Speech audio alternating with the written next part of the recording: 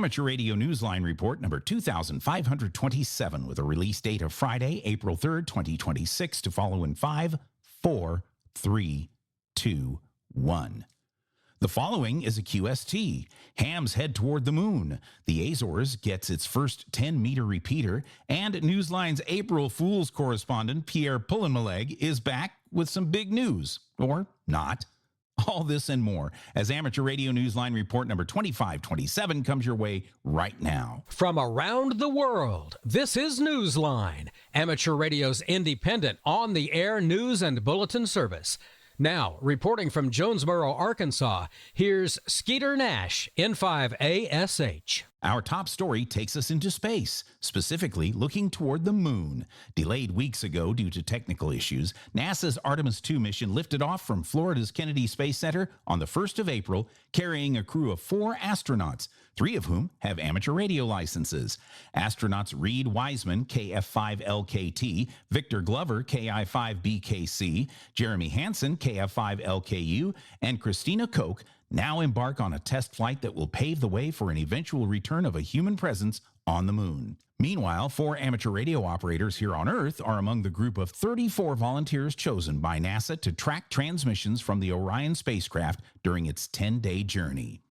An amateur radio operator is being called the source of radio interference that affected emergency service frequencies in one part of Pennsylvania last year, according to the Federal Communications Commission. Kent Peterson, KC0DGY, picks up the story from here. The FCC Enforcement Bureau has charged a ham radio operator in Allegheny County, Pennsylvania, with interfering with UHF frequencies used by 911 emergency services. The FCC identified the ham as David Knudsen, KD3ASC. According to the agency, the Pittsburgh amateur was transmitting on 470.4375 MHz from a handheld transceiver last July, prompting a complaint from the county's emergency services that there was interference on its dispatch channel. Using direction finding, the Bureau's enforcement agents tracked the signal to Knudsen's home, where they said he showed them a Bofang BT Tech UV Pro HT, which he surrendered to them. The handheld radio is capable of transmitting on VHF and UHF amateur radio bands, as well as private land mobile radio bands. The FCC said that the radio had been programmed to monitor the EMS channel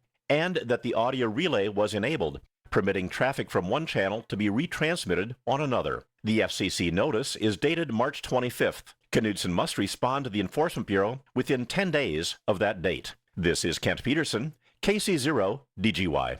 The next set of images to be transmitted from the International Space Station via SSTV will mark a number of high-profile moments in space. Watch for them this month. Jack Parker, W8ISH, tells us what a few of them are. The 65th anniversary of the first human spaceflight by cosmonaut Yuri Gagarin, the 45th anniversary of the first space shuttle flight, and the 100th anniversary of the world's first liquid-propelled rocket launch by Robert Goddard.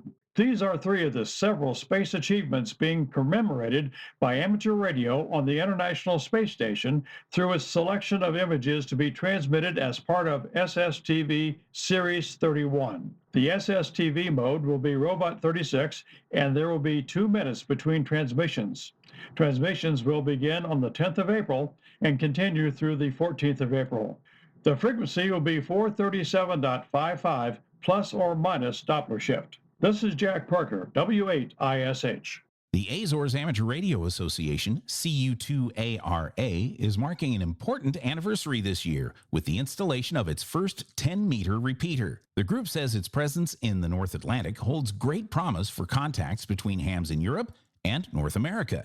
Dave Lee, M7TLB, tells us more. On São Miguel Island, the largest islands in the Azores off the coast of Portugal, a new 10-meter FM repeater stands ready for QSOs. This is the first 10-meter repeater for the association, which is marking the 50th year since its founding. The 50-watt repeater transmits on 29.630 MHz with a -100 kHz shift, giving it a receive frequency of 29.530 MHz.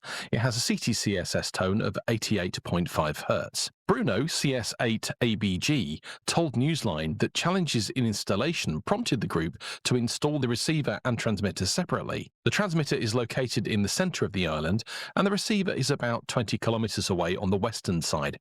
Both are at an altitude of 900 meters. The sites are connected using 5 GHz Wi-Fi links. The site holds promise for other connections too, according to Bruno. There's a Raspberry Pi system with a private All-Starlink connection that may someday provide a link to the group's VHF repeaters that are part of the Azores All-Starlink network. Bruno told Newsline that the east-west radiation pattern of the dipoles favor propagation between Europe and North America, so DXs, of course, are very welcome. This is Dave Lee, M7TLB. Another 10-meter repeater, this one in Ireland, is getting a huge welcome back from amateurs. It is back on the air and is expected to be very busy, as we hear from Jeremy Boot, G4NJH. The repeater in Carndunna, County Donegal, EI0IPG, is no longer silent. Storms had taken the nation's only 10-meter repeater out of service until recently. According to a report by the Irish Radio Transmitter Society, the repeater, maintained by the Carndunna Amateur Radio Club, is receiving an especially hearty welcome among experimenters because an increase in solar activity promises a greater likelihood of transatlantic and continental FM communication. Its frequencies are 29.580 MHz input, 29.680 MHz output, with a 67 Hz CTC SS tone. The repeater also offers access via Echolink node 29007. This is Jeremy Bucci for NJH. Although the liveliest daytime action will likely be at the Greene County Fairgrounds in Xenia, Ohio in May, that HAMVENTION epicenter isn't the only big draw for visiting amateurs that weekend.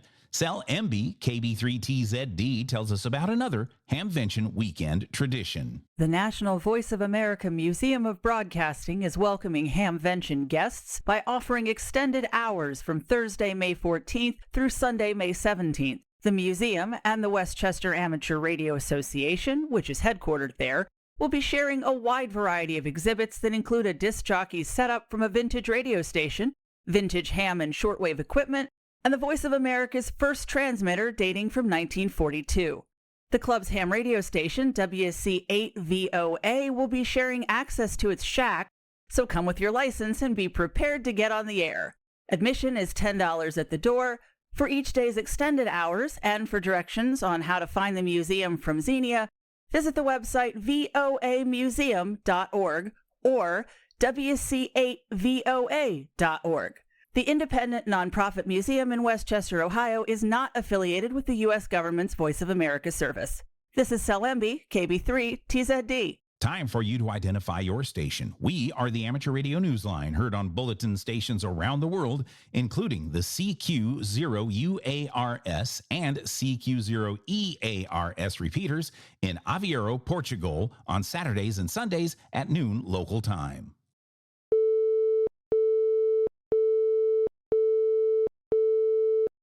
New regulations in Norway include the creation of an entry-level license. Jeremy Boot, G4NJH, has the details. The Norwegian Communications Authority has approved an entry-level license for amateurs in that country as one of several changes taking effect. The entry-level or limited 10-watt license covers the 80, 40, 20, 17, 15, 10, 6 and 2 meter bands, as well as the 70 centimeters band. Another change includes the removal of limitations to hams wishing to operate stations remotely, especially in Norway's overseas territories. The changes also affect the 23 CEMS band, which will now follow IARU recommendations more directly. This is Jeremy Bucci for NJH. This has already been a big year for YLs to scale to new heights. First, there was the WWA-YL Award that united women radio operators calling CQ from around the world in March. Next up is the third annual Queens of the Mountains, a special Summits on the Air weekend event. There is some added incentive this year for chasers, as we hear from Travis Lisk, N3ILS. Activators in the third annual Queens of the Mountains YL Soda Special event will be competing for the same certificates as before, but this year, chasers are getting a new chance for recognition. The new award is designed for chasers who contact at least 3 YL activators in different countries or different U.S. states. This is the second year the activity has drawn global participation, so once again, YL to YL DX QSOs will be recognized with a WWW Worldwide Women's Certificate. The organizers, Amy AG7GP and Paula K9IR, announced the event's return on the Soda Reflector and have set the event to start at 0000 UTC on June 13th and end at 2359 UTC on June 14th. This is Travis Lisk, N3 ILS.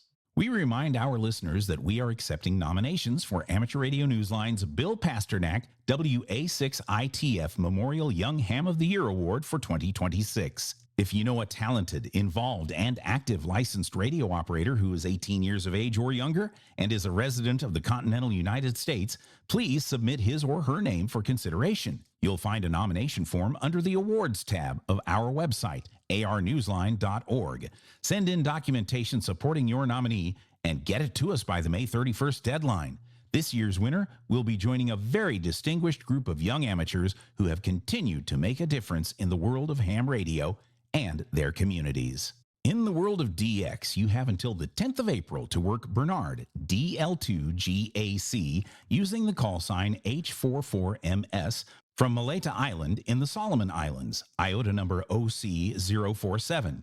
He has been spotted doing FT8 and SSB. Special call signs DA0ANT, DM50ANT, and DP50ANT are on the air celebrating a half century of German research in Antarctica until the 30th of April. Listen as well for DM50GFS, marking the 50th anniversary of the now decommissioned XGDR George Forster Station, and DP200GVN for the 200-year anniversary of the birth of George von Neumayer, after whom West Germany's Antarctic research stations have been named. Listen for Take JG8NQJ/JD1, operating until the middle of May from the weather station on Minami Torishima, IOTA number OC073. He is using mostly CW with some FT8. JSEC SP5APW will be active as 3D2JK from Lakeba Island, IOTA number OC095, from the 17th through to the 22nd of April. He will be using FT8 and SSB on 20 through 10 meters. He will also be on 6 meters using mainly FT8. April 1st has come and gone, but Newsline's own Pierre Pullenmaleg is here once again. He's the only member of our team of correspondents who works one day a year on April Fool's Day. Pierre, you're no fool. What news do you have for us this year? Responding to pressure from a dozen American symphony orchestras and a group of internationally celebrated virtuosos, the FCC is setting aside the part of the 20-meter band to let licensed amateur radio operators play their violins, flutes, bassoons, and other instruments, or to sing as the opera. In fact, opera singing hams looking for DX contacts will be encouraged to call a QRZ by singing compositions by Mozart, Verdi, or Strauss. To prepare for these repurposed frequencies, the FCC will now require music recitals to be included in VE sessions. After completing the written part of the test, each candidate must present a 10-minute performance on the instrument of their choice, or they may sing. Starting in June, all FCC licensed preparation classes will include 6 months of music lessons. Knowing your harmonics is, after all, mes amis, so very important. Oui? But no drummers are welcome on this new portion of 20 meters. Percussion instruments will be sent to the CW portion. Already, mes amis, there have been protests from some amateur radio clubs around the U.S. who are asking why violinists and opera singers are being allowed on the 20-meter band, but no rock and rollers, no banjo players, and not even a single hip-hop artist. The FCC has taken up the question and is reportedly considering part of the 2-meter band next, or perhaps 7,200. This is Pierre pulling my leg with a song in my heart, mes amis, and on the radio too, oui?